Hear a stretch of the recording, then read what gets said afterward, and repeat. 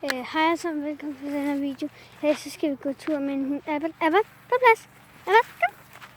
Nogle gange så hiver den lige tilbage, fordi nu har den lige mødt en hund, som den leger godt med. Og så nogle gange så hiver den tilbage, fordi så vil den gerne tilbage til ham. Men nu vil jeg bare lige vise jer, når jeg går en tur med min hund. Der er en anden kanal, hvor han er med. Jeg skal lige zoome ind på dig. Du er jo en stjerne. Ja. Og nogle gange så tager den tungen ud, men det vidste den ikke er så god til at trække vejret. Så hun har en eller anden evne med, hvis de tager deres tunge ud, så trækker de vejret bedre. Og I må undskylde, hvis jeg nogle gange hiver i ham.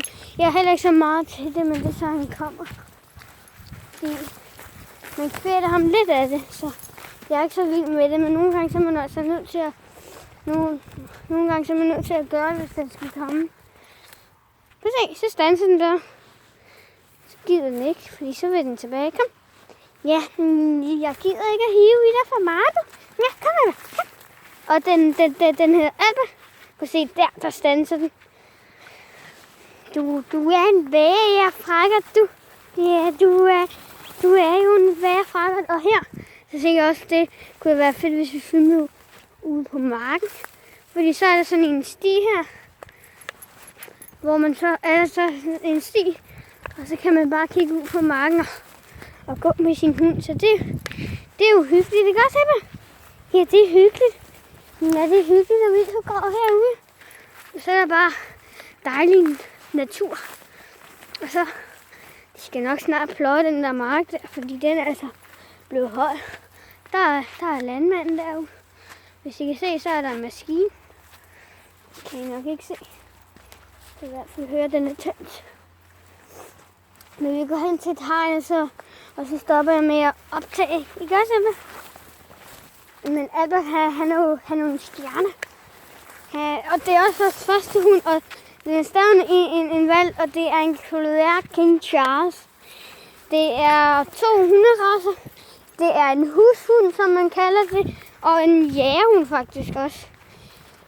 Og hushund, det er sådan, der passer på familien, og det vil sige, at det var i tvivl. Og en jægerhund, det er nok, hvis man har en jægerfamilie, og han skulle være et dyr. Fordi så kan man finde dyrene. Ja.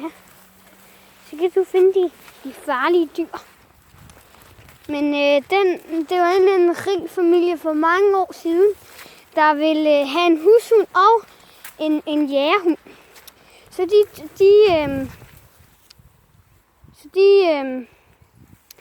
de tog en hushund og en jægerhund, og så parrede de sig, og så fik man en Collier King Charles. Ja, det er vel den historie. Ja.